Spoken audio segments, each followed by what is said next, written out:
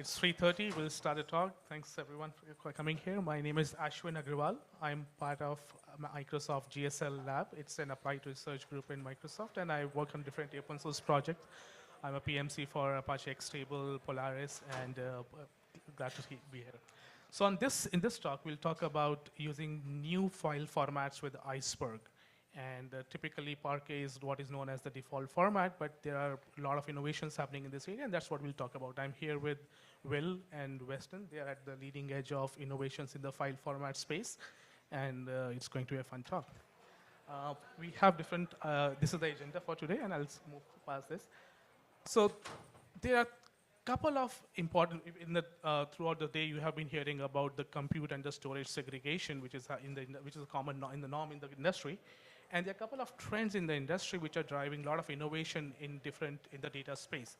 The one and the biggest one is probably the AI ML workload integration. So there is a single copy of the data which is used by all engines. That is very common. We have data lakes and multiple engines use it.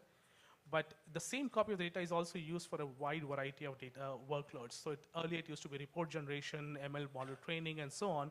But now what is increasingly seen is the point queries. So for example, if you talk of ML RAG graphs, then there are subgraph selections and all, which unlike traditional access patterns are looking for smaller sets, smaller records, a few records from the Parquet files or from the data sets. And that is one thing which is, we are seeing a trend there. The other trend which we have been actively working on is the flexibility which the users expect from their data systems. Like they want to use any cloud provider, any region. It could be any engine they want to use.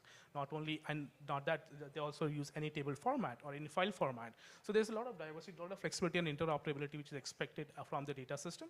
And finally, this is one thing which is becoming more and more popular is the new hardware advancements. There are new GPUs, DPUs, there are RDMA, NVMe, or NVMe models. A lot of hardware devices which are now being used in the systems, and these can be used to significantly accelerate not just ML model training, but also for any kind of other workload execution. So these are in our opinion, these are the main driving factors which are changing the innovation, which are driving the innovation in the data systems. For simplicity, you all are aware of it, but for Iceberg or in the data layer, there are three primary layers. So the bottommost layer, the file format layer, which typically Parquet is dominant here. A file at the granular level is a collection of records which are related. So these could be records which belong to the same partition key. These could be records which are committed at the same transaction and so on. And these files they directly influence the query performance. So if you have small files or if they're not organized properly, the records aren't related, the query performance can significantly get impacted. The layer above that is the Iceberg layer, the table format layer where all the other transactions are controlled. It's a collection of files which all become a table. And the table format, what metadata exists in the table format layer directly impacts the query planning. So once the query planning is done, files are what is responsible for the query performance. And finally, the catalog layer, which is the entry point for query execution. For this talk, we'll focus on the bottom two layers and primarily on the file format layer because you have heard enough of the catalog layer and the Iceberg improvements in other talks, but the file format layer is something which we think needs even more attention.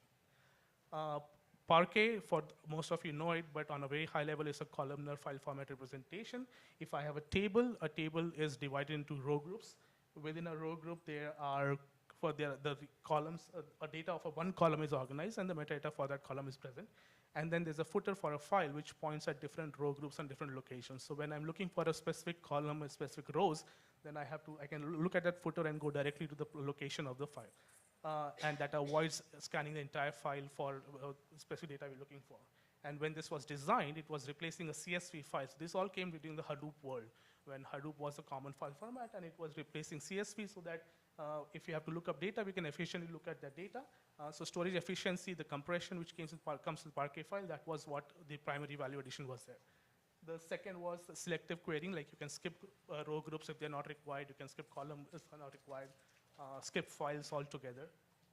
The third value addition for Parquet files was the self-describing metadata because the footer and all, it has a lot of information about the file itself, so that was not unlike the CSV files. And then it was a widely supported open source format. So these were what was driving the Parquet file adoption, and is still the most common format.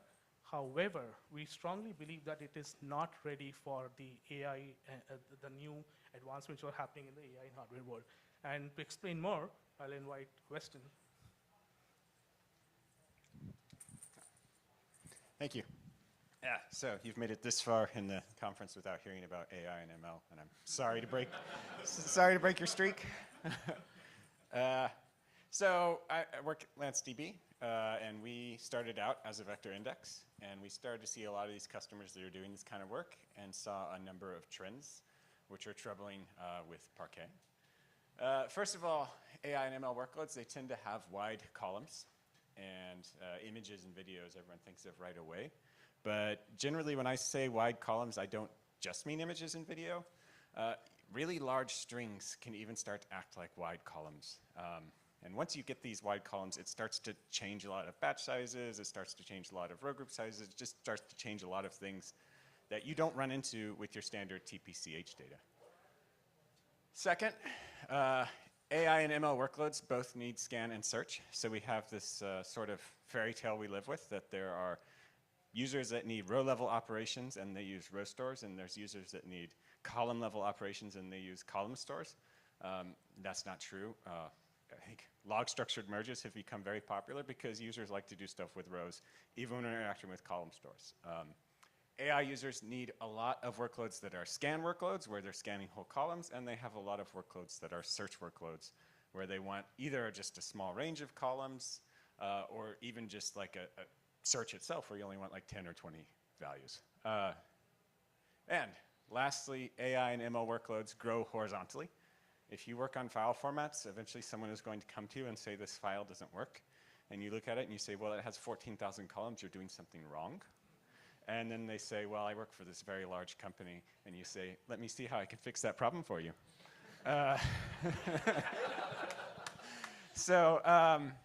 We've run into, basically, this presents challenges for the table format. It presents challenges for the file format as well.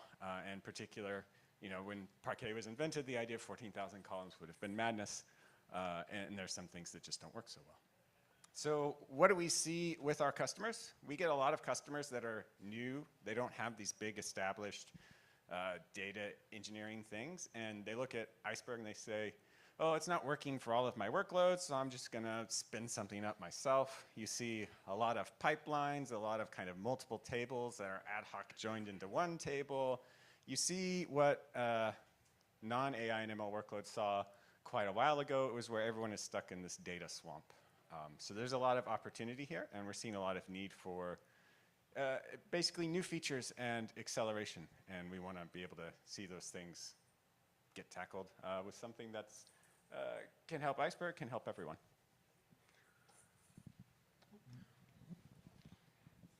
Thanks. Hi, I'm Will. So obviously, still on the topic of AI and ML, those workloads are not necessarily or even primarily run on CPUs anymore. And so, you know, Parquet was designed back in the days of 2013, and now the hardware is fracturing. It's become much more advanced. But we have GPUs and FPGAs and ASICs, and especially as we're looking forward, it's like, okay, what design requirements do those impose?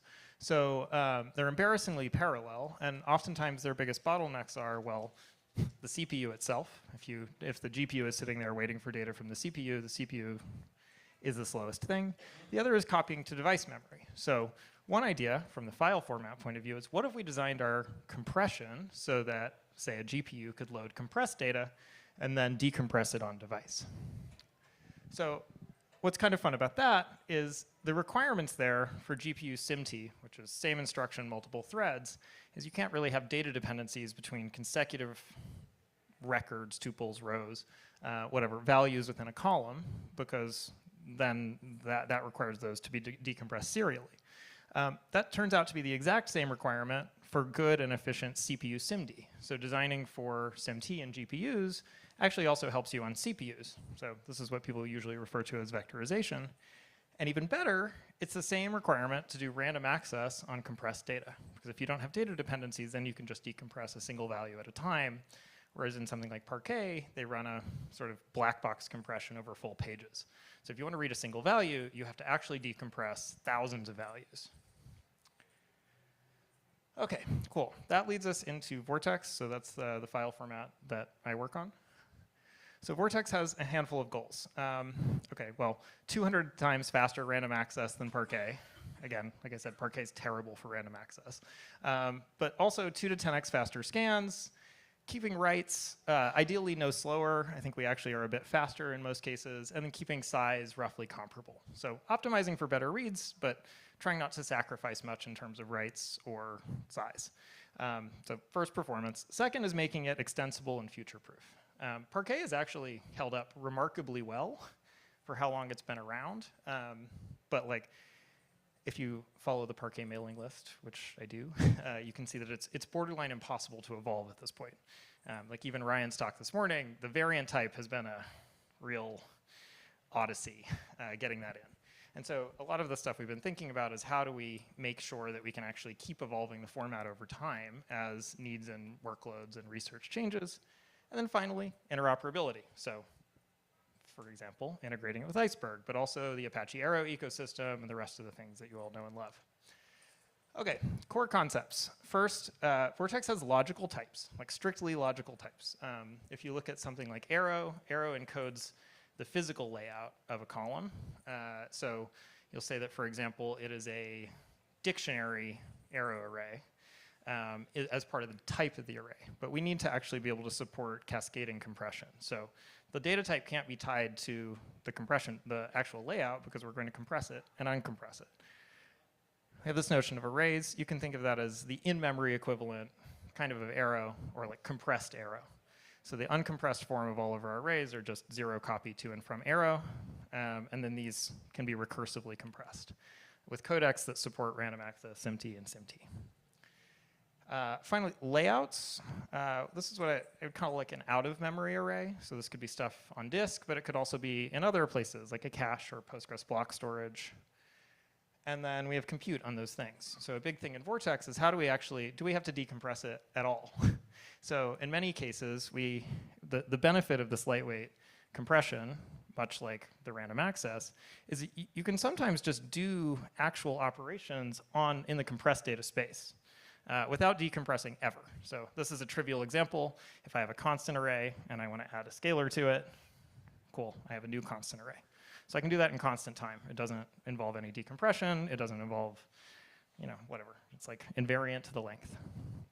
And in fact, in Vortex, we put a lot of work into actually doing these operations for, we kind of think of filtering and projection pushdown the same way we think of selection pushdown, so picking columns, but also stuff like this, so expression pushdown. In general, we take compute over compressed data pretty far. Like I mentioned, for extensibility, we have extension types. We actually, in the spec, and have a sort of stub implementation working on being able to embed WASM decoders. So if you want to add a new encoding, it's kind of cute. What you can actually do is say, here's the minimum reader version. And if I have a new encoding that's not available in those sort of minimum versions, I can embed just a WASM bundle in the bottom of the file to decompress the data into Avro. The goal there is to be able to actually introduce new encodings over time. And then finally, layouts. So this is Weston's favorite topic. I don't want to steal his thunder, but to row group or not to row group. In general, the Parquet encodes very strictly the layout and the relation of bytes within the file. Vortex takes a pretty different approach, which is that the files themselves are self-describing because we write this layout sort of object into the file. So, as I say, row groups are not always what you want. Vortex layouts let the writer choose per file. So you could say, okay, this file writes all of column A, then all of column B, or whatever. Can do row groups, can do anything in between. They're nice and composable. Most of them make sense. And you have stats layouts and columnar layouts and whatever else. But the API for layouts is actually evaluate this expression using this mask, which is extremely, extremely powerful. So for example, the stats layout is really a zone map index. And in general, we can also add things like other forms of indexing that we evaluate as a form of pushdown in the file format. And similarly, things like a dict layout, if I want to share a dictionary, the dictionary value is within a column. The default layout of Vortex files is actually based on ClickHouse. So a page is roughly a megabyte uncompressed, or rather it's the first multiple of 8K values that exceeds a megabyte. And then we buffer pages per column to try to write stripes of about 2 megabytes of compressed data. So this gives us reasonable locality and good columnar compression, but also avoids some of the sort of extreme skew that also Weston's going to talk about a bit more later. Some benchmarks. This is random access. This is New York taxi data on an NVMe drive. And I take 6 indices spread throughout the data set of like roughly 1 million rows. Vortex is 1.4 milliseconds, Parquet is 265 milliseconds. It's what I talked about earlier. Basically, Parquet has to decompress thousands of values. We have to decompress 6. It's a pretty big advantage. We do continuous benchmarking, so if you're interested, you can always just go to our benchmarking website. It's on every commit. So the x-axis here is just commit to commit. For scans, this I think can actually get better. We took a bunch of the data sets from the public BI benchmark. We see that sort of full decompression, we get between 2 and 3.5 gigabytes per second, whereas Parquet is about 1 to 2.5. This is Parquet with Z standard. And then TPCH, this is in Data Fusion. This is actually where it really shines. We're just pretty much across the board about 2x faster than Parquet. So just reducing query runtime by 50%. And in fact, for a good chunk of the queries, we're faster than in memory Arrow. So it is faster to read from Vortex files on disk than it is to compute against Arrow arrays held in memory, which is, to me, very pleasing. And then finally, obviously, oftentimes you don't have your data on NVMe, on S3, or 1.5 to 2 times faster across the board for files in S3. And so, in general, nice for performance. I'm going to hand it off to Weston so he can talk about Lance. Thank you. All right, so Lance is, we independently started working on a file format as well. And so I'll talk a little bit about what our goals are for the Lance format. And actually, I want to first talk about Lance is both a file format and a table format. I was told you can't come here and talk about table format stuff. We want to push Iceberg, so we're looking at features that could be added to Iceberg as well. And also because once you start adding random access into files, it starts to change a lot of the things that you can do. And without making changes to the table format, you can't really take advantage of all those changes. So we are sort of investigating changes in both dimensions. I talked about those 3 problems from AI and ML workloads, and they have different impacts on the various formats. So for example, wide columns, getting rid of row groups. He was right. That is something that I said. I told a friend that if I do one thing in my life, it's getting people to stop using row groups. I will feel successful. I have a whole slide on it later. So, random access for scan and search, and only loading necessary column metadata. And then there's a bunch of interesting things that kind of come along on the table format. So like if you have random access, now you can start talking about secondary indices where you have things that maybe aren't aligned with your clustering. If you have wide stuff, then you have to start really worrying in your table format about batch sizes. And you have to start thinking about distributed operations for something as trivial as like adding a column. We have customers that use 3,000 cores to add a column to a table. And then 0 copy add column, which I won't talk about too much today because that's really doesn't have much to do with file formats, but it's something interesting. We have written a blog post recently kind of talking about Lance and Iceberg, kind of comparing them as table formats. So if you want more details on that stuff, go look at our blog. And I want to kind of motivate all this with a case study. Because a lot of people, they're hearing me talk and they're thinking, well, Lance is a vector search. I don't do search. So let's talk about a problem here. I want to call this like the elephant in the haystack, which means you need a really big haystack. And so a lot of text models are trained against what's called the fine web data set. And it's just, I assume it's scraped off the internet or something. I don't know. It's a bunch of really big text. So I was just playing around with a small snippet, 170 million rows. And when I say small snippet, I mean half a terabyte. So it's actually quite large. But that means we have about 3 kilobytes per row. And it's really all in this text column. And so it's like I want to find all the rows that have the word elephant in it. And I'll talk a little bit more about this stuff. But of those 170 million rows, I have 11,000 matches. So I can look at what does BigQuery do. Well, BigQuery is going to charge you per terabyte, so you're going to be paying $3 for this query. And it is going to scan half a terabyte of data, and it's going to spend 400 hours of compute, and it's going to take about 45 seconds of wall clock time, which admittedly is very impressive that they can do all of that in 45 seconds. So I will give them good credit for that. You can create what's called an n-gram index. It is a text index that's meant to solve these kinds of string contains problems. And I won't go into details, but it's like a Bloom filter where it gives you false positives. So we look up in this index and it says, well, these 35,000 rows might have elephants in them. So now we solve this by doing 35,000 random access reads, 35,000 IOPS. It is not actually that expensive. 35,000 IOPS in S3 is 1.4 cents. So we are now, I think, like 200 times cheaper than the BigQuery alternative. And we spend about 15 minutes of CPU time, so I get to say, you know, we're being green. And actually, it turns out we're doing fewer IOPS, probably.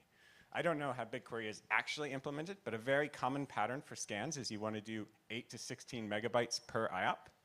And so if you're doing that and you scan half a terabyte of data, you're doing 30,000 to 60,000 IOPS anyway.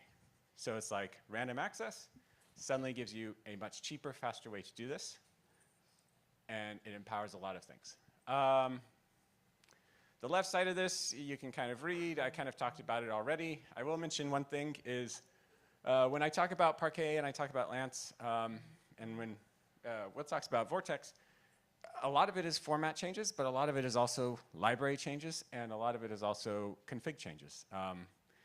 If you write a format with these goals in mind, even if you don't change the format, if you just were to rewrite Parquet today, you could probably write something that's a little bit easier.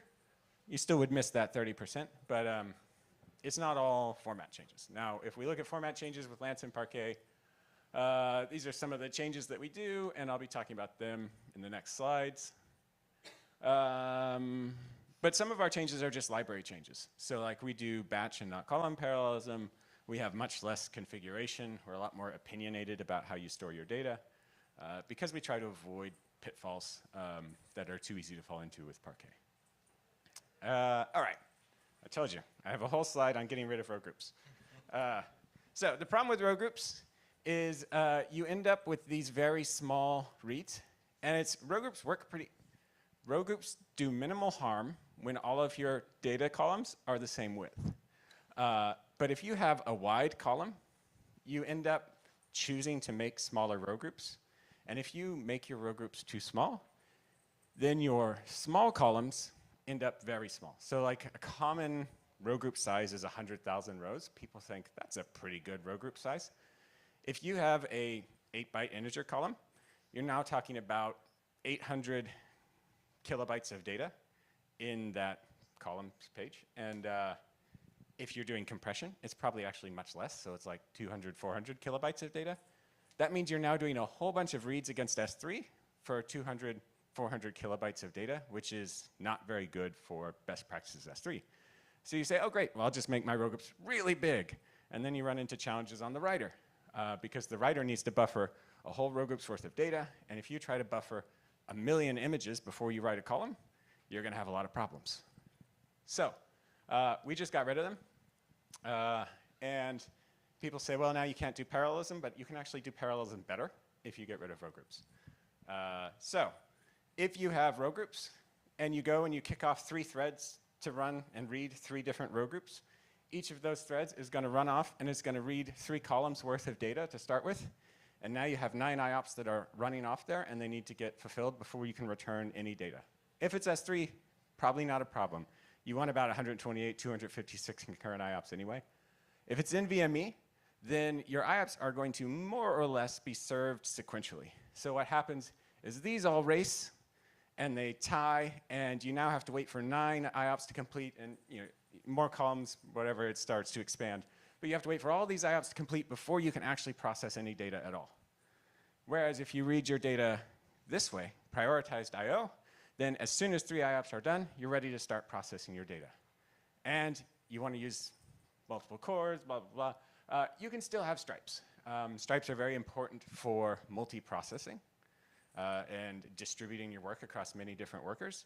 Well, the best thing about random access is now you can use whatever stripe size you want because you don't have any read amplification. So let's say you have 10 million rows in each of your files, and you want to process stripes of 1 million distributed across a bunch of different nodes. Well, each one just reads 0 to 1 million, 1 million to 2 million, 2 million to 3 million. There's no read amplification, and it's all just works fine. So please get rid of them. And then the last thing that we kind of look at is avoiding what I call overshredding. So shredding is the practice of taking your rows and splitting them into a bunch of different columns. It's kind of like transposing from a row-based format to a column-based format. But a lot of times you can go too far, where you start to take your columns and you transpose them into individual buffers. So as an example, if I have a list of string, which is very common for things like genres, tags, whatever, we see them a lot for paragraphs in ML text training. In Arrow, that list of strings would be represented with 5 different buffers. That means, that's a 5. That means I now have to do 5 IOPS for any single row that I want. That's going to put a 5x multiplier on my random access cost. Even though I'm only accessing one column, I'm paying 5 IOPS per value. Parquet, I actually like what they do. It's, they introduce a lot of read amplification here, but as long as your data type is small, it's not so bad. You do 1 IOP. If the data type starts to get really large, then you end up with sort of like 1 value per page, which is a little bit of an anti-pattern. And so at that point, we just get rid of pages, and we do this thing called zipping, which I won't go into details. It horrifies compute-focused people because it's not actually that great for CPU performance and decompression, but we're making a trade-off here to maximize our disk access and our S3 access at times. All right, benchmarks. I love to talk about IOPS and I/O, and I measure everything against the disk. In a perfect world, my random access performance would be as fast as the disk can go for random access, and my full scan performance would be as fast as the disk can go for a full scan. With full scan, maybe sometimes you can accept being a little bit below your peak performance possibility because you're getting really great compression. But in the perfect world, you get great compression and you read at the rate that the disk can handle as well. So I did a fun little experiment over, it was around New Year's. And I did a lot of benchmarking against Lance versus what if I took Parquet and I didn't change the format and I made it as good at random access as I possibly can. So you need to use 8 kilobyte pages, which in Parquet ARS, there are 2 different settings that you need to change to make sure that you're getting actual 8 kilobyte pages.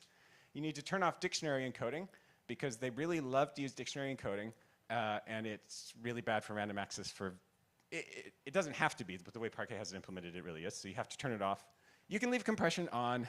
You have to turn off your row groups. You have to use Parquet RS. You can't do page level statistics, so nothing like Bloom filters at the page level because that's going to make things really big. And you have to use this feature called the page offset index, which only some Parquet readers support. But Parquet has a really great implementation of it and use this thing called the row selection index. If you do all of those things, then Parquet actually can perform pretty solid random access. But it takes up a ton of memory because you're storing all of this page-level metadata. And that's especially true if you have like a vector embedding column or something that's larger than 8 bytes. And then in general, I talked a little bit about not using row groups and using better scheduling. So we get faster scans against the disk than Parquet just because we have a better kind of scheduling algorithm. And we can actually see here when we get into these really large values, we plummet because we do something that we want to improve at some point. Right now we do LZ4 compression per value on these really large values, and that's just really CPU expensive. So we're investigating. There's things you can do there, but we haven't gotten around to it. And then here it's just a bug. We have a performance bug in our dictionary decompression that I know about, and I've been really wanting to change, but I haven't had the time for. So that's why we don't. And even there's some room to go. I really would love to hit these dotted lines on everything. All right. Now, Ashvin will talk about some cool experiments that the team has been doing. Awesome. So by now, I'm sure you're convinced that there is a lot of innovation happening in the file format layer, as we discussed in the beginning. And this is the most important layer if you want to improve your end-to-end query performance. So not to say that ignore everything, drop Parquet tomorrow, but there are some things we can get started now. And for this, we have started doing some work in the Iceberg layer. And I'm going to present some work which is done by my colleague Peter Very, and there's a proposal in the Iceberg community. Go read about it. There's a lot of good discussion happening there. And what it is doing is that it is actually building on existing Iceberg abstractions. It is enhancing them, and it is backward compatible. So we can make some of these changes in Iceberg, which will make it Iceberg future-proof. So this is not the only two formats, and this is just the beginning of improvements in the table in the file format layer. There's more coming, and we want to be future-proofing Iceberg.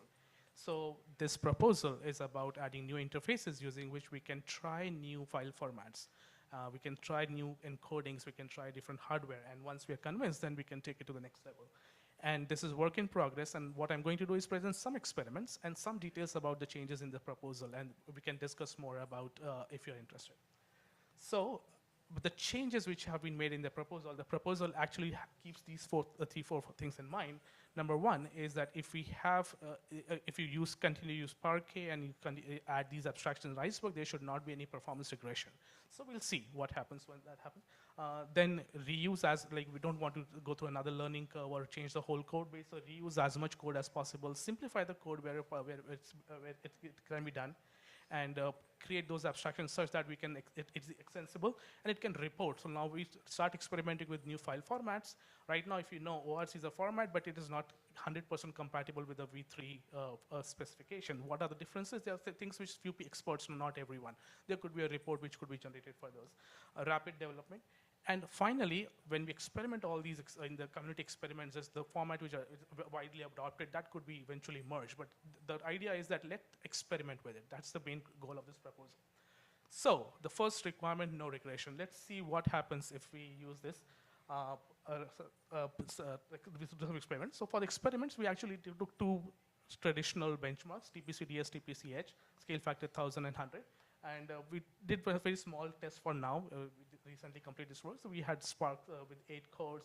And then initially we created Iceberg with Parquet files, and then we converted those Parquet files into Vertex files as is, so that the number of files, the size of the file, the data in each file is exactly the same, the layout of the file is exactly the same, so that we don't mess up with it, and we can do apples to apples comparison. And out of the box, for TPC-DS 1000 scale factor, the Vertex files were 20% smaller. Huge gain right away, so which means the storage cost is small anyways, but the network I/O and the number of IOPS which will be required will reduce further. Then we ran some the TPCH queries. Andrew is here; he helped us run all this. So what we saw is that the Parquet files were slower; they were taking longer. This is with the proposal and the new abstraction. We did some end-to-end tests with Iceberg. So not just micro benchmarks, but when you use Iceberg with Spark on these new file formats, all these queries run, and that's proof that this thing is working and it is promising. And we got 30% performance improvements on the first run itself. So there's a lot more work which can be done. We'll learn more, and we'll make those changes. But out of the box, we got 30% improvement. So promising results right away. And then on the reuse part, like as I said, the proposal number is here. And then this builds on some of the work which Ryan had done earlier. It's called the internal data abstraction. So what Peter's proposal is built on top of that. And it uses registry and object model for registering different formats and engines. And in the beginning, the proposal talks about adding support for Flink and Spark, but there is scope for adding more and more other engines as well. When I say simplicity also, this is actual Iceberg code right now. So if anyone knows code smell, switch cases, this is what you are dealing with right now. This change, the proposal fixes this. So even if you don't adopt any new table file formats, the code improves, you can maintain it better tomorrow. And also there's a lot of duplication, we get rid of all that.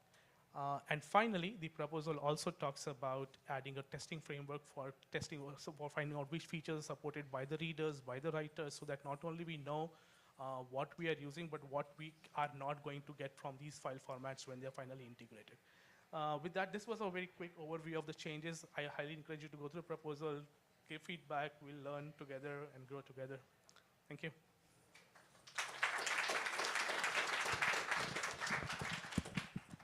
Questions for Will and Weston?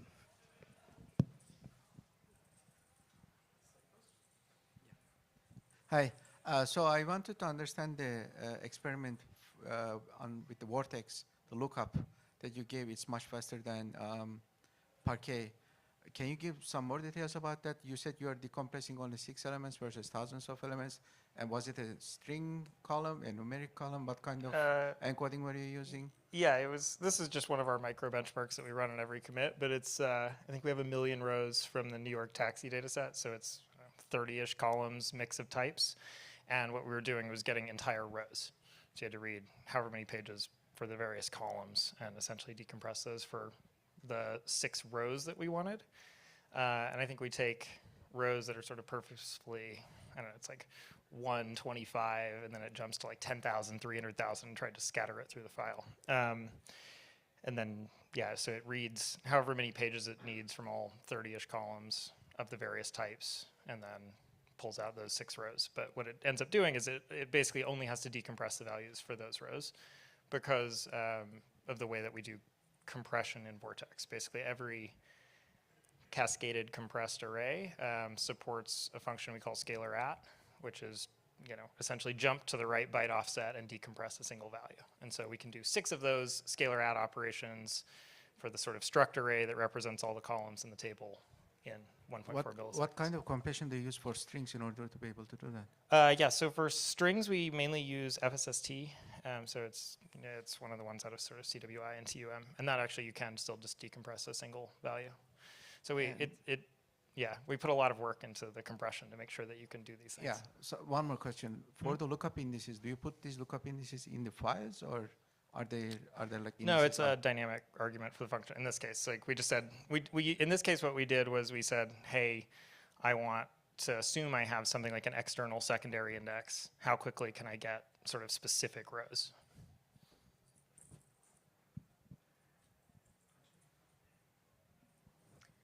This is super refreshing and exciting, both the file formats.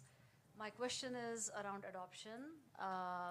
As you guys make these advances, what is the plan around engines adopting these file formats? Because ultimately it boils down to adoption in Spark, Trino, you know, engines that people commonly use to write the data, because I believe that is where the friction occurs. Yeah, I mean, a big part of this is getting it into Spark and Iceberg and pushing the adoption. So it's like the proposal is, I think both file formats have sort of Java bindings and Spark data sources already, and then integrating it into Iceberg, and then I'll let Weston talk about Lance, but like we also have pretty tight integration with Arrow and DuckDB and Polars and a bunch of those things sort of out of the box. Some of the sort of more, I don't know, Python or native engines that are actually easier than Spark because you don't have to do the whole JVM, JNI dance. Yeah, and I'll just push down, add on to that. The engines don't need to have as much complexity as they deal with Parquet today. There's kind of 2 approaches I think that we've both taken here. So like with Will, you can push a lot of that compute down into Vortex. And so the engines don't have to worry about doing a lot of that work themselves. And then with Lance, we're mainly just returning stuff in Arrow format. So all of that compute is the same. So like the API for a file reader writer, I was talking to Matt Topol, who does the Iceberg Go thing. He's like, I already have an abstraction there because I already have Orc, and I already have Parquet, and I already have Avro. So it's like, there's already an abstraction. The engines already know how to deal with that. They know how to just say, I need this thing to give me batches back, and I'm going to give it a filter. And so hopefully it's not a ton of work for the engines to eventually adopt. And just one more thing on that is I think both formats like have a canonical implementation and then bindings in all the languages, which is a little different, I think, from the approach of, say, Parquet, where last I checked in Wikipedia, there are 15 different implementations of the spec, and that doesn't count the proprietary ones. And actually, just to add to it also, I think there have been use cases, at least in our company, where we cannot adopt Parquet because of the cost, which Weston and Will talked about. So adoption probably will be forced in some cases because of the advancements, and also because of the data volumes and the cost which it incurs.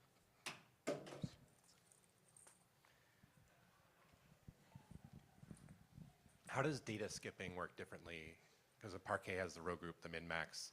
Can you talk a little bit about how that works differently? I'll give a very short version for Vortex, which is, so when we read the tree of layouts, and layouts usually have the statistics for pruning, and we already know which columns you need. And so what we actually do is we do all the push down operations first on the layouts, which then tells us which sort of byte buffers in the file we have to read.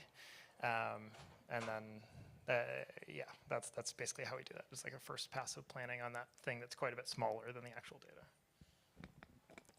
data. Yeah, for Lance, I mentioned we do table and file format, so I like to, we'll shock people here. We don't do any data skipping within the file format itself. That is another secondary index. So we have a zone map index where we're just storing the statistics.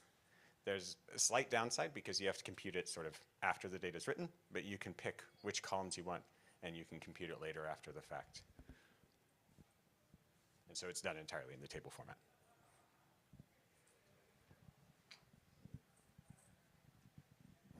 So did you guys test this on GPUs and other things? You guys didn't talk about it? We didn't. So is the short answer. So I think for Vortex, we based most of the compression codecs out of the stuff sort of out of CWI and TUM and their groups. And they've done some testing of the fast lanes codecs on a GPU, where it's like basically the punchline of that paper is, yes, it works and is fast, but we haven't fully implemented that or tested it yet. Ditto. Second question is, I mean, obviously, like, there are two more alternatives to, say, Parquet, for example, right? Why can't you merge? Maybe we will. I don't know. I think I mean, you can go. It's like, I think Lance is also, I mean, there's a file format and a table format. We're just building a file format, and then there's already some kind of code cross-pollination between the projects. They're like slightly different objectives, but, you know, we already share some code. Yeah, I still has good ideas. Part of it is, if you already have 3, is 4 really that different than 5? And part of it is, like, what I would tell people is Parquet was super important when it came out because it was a universal format for interchange. I'm not at least trying to build a universal format for interchange. I'm trying to build something that goes into the query engine that you can search quickly, and it doesn't need to go everywhere. So I think Avro should be kind of what's transmitting between different systems, and what's being used here is focused on your query nodes. And kind of a add-on to this is the fact that you've got Snowflake and Databricks and all these big, like, I don't know if it's called Lakehouse or Data Lake or whatever they are, these big query things, and a lot of them are not using Parquet under the hood already. They are using their own custom formats. Like BigQuery, for example, is using capacitor. And it gets away with it because that's an implementation detail that the customer doesn't have to worry about. And just one more add-on to that is, like, yeah, BigQuery has a capacitor. I know Microsoft has some of its own. Facebook has Nimble, which they did actually recently open source. Like, essentially all of the bleeding edge hyperscaler database systems historically are not built on Parquet because it's not actually a very good format for a database system. It's fine. I guess I have a more speculative question. So in the benchmarks, we see that you can get 2x faster than Parquet, right? But 2x may be not enough to get many people to switch to new data formats. So I guess I'm curious, maybe vector search or text search workloads aside, where you can obviously get asymptotic speedups, right? Like for regular SQL, like if you optimize Parquet to the extreme, what do you think is the gain to be had with a new data format? I actually think we can get closer to 10x. I mean, so one of the things we haven't implemented yet in Vortex, at least, is we only have the zone map index, but I think you can add other indexes, which again, as you say, sort of adds asymptotic speedups. I think beyond that, there's a bunch of lift we get. So we've been experimenting with DuckDB which because they use the same codecs, we can return them compressed vectors in the sort of native form. So I think we can actually get Vortex to be basically as fast as DuckDB native when integrating with DuckDB. It's one of my like secret stretch goals. But at that point, you're looking more at like 5 to 10x faster for DuckDB at least versus Parquet. And so I think the thing here that maybe I would emphasize is like both, like we only started the Vortex repository 15 months ago. It's like a relatively new project. Lance is also relatively new, a little older than that, but like I think there's a long way to go in terms of getting these to sort of full maturity, and at full maturity, I think they can be dramatically better than Parquet. Onto that, I always look at like I/O speeds as ceiling sort of roofline models, and if you have, like we were talking about 1.5 to 2.5 gigabytes per second, and we're getting pretty close to like the roofline of an NVMe, and you might think, oh, there's nowhere else to go beyond that. Two things. One, when it comes to NVMe, a lot of these actual deployments are using NVMe arrays.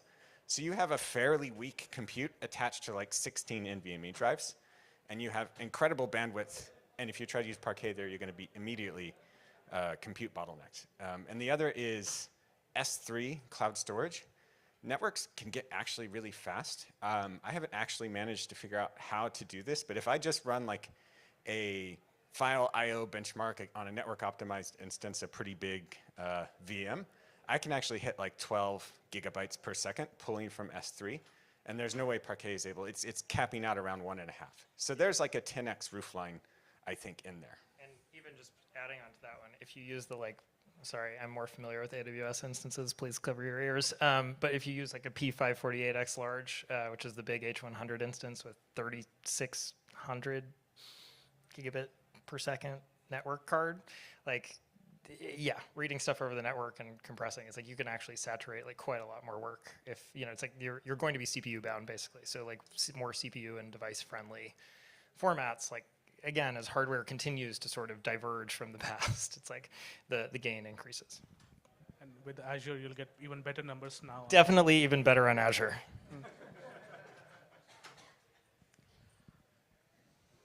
Thank you. Any last questions? Okay. Thank you, everyone.